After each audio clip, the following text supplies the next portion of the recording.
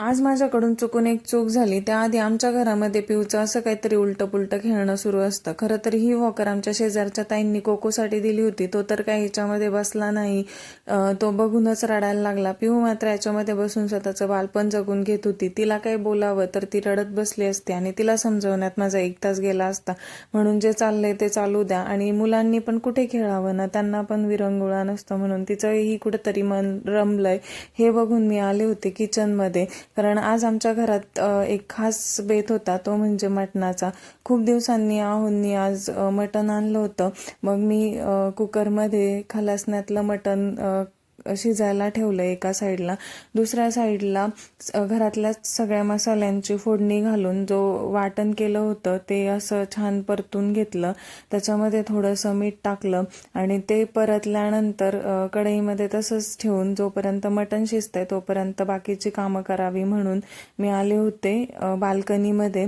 तर तिथेही पिहूच्या खेळण्यांचा सगळा पसारा पडलेला.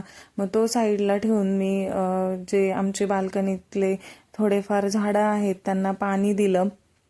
पाणी दिल्यानंतर वॉशिंग मशीनमधले कपडे काढून आणले. तर आहोंची ही जी जीन्स आहे, खरं तर नवीच जीन्स आहे आणि नवी आहे.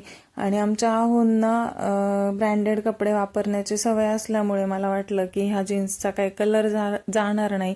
आणि हीच माझी ती मोठी चूक होती, कारण हिचा इतका कलर गेला आणि पूर्ण सगळे कपडे निळे निळे झाले होते. त्यातल्या त्यात जे व्हाईट कपडे होते कोकोचे, ते तर पूर्णच त्यांना निळ बसल्यासारखा कलर झाला होता त्यांचा. इतका कलर वेगळा झाला होता.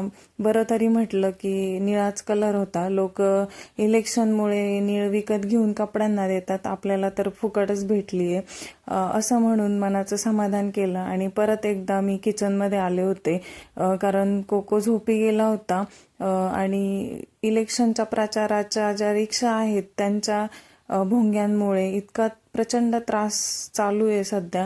कोको तर झोपायचंच नाव घेत नाही, इतका मोठा त्या रिक्षांचा आवाज असतो. म्हणून मी असं पटापट आपलं काम करायला घेतलं आणि कोको उठण्याच्या आधी 2 घास पोटात घालून घ्यावेत म्हणून वाढून घेतलं आणि जेवण केलं.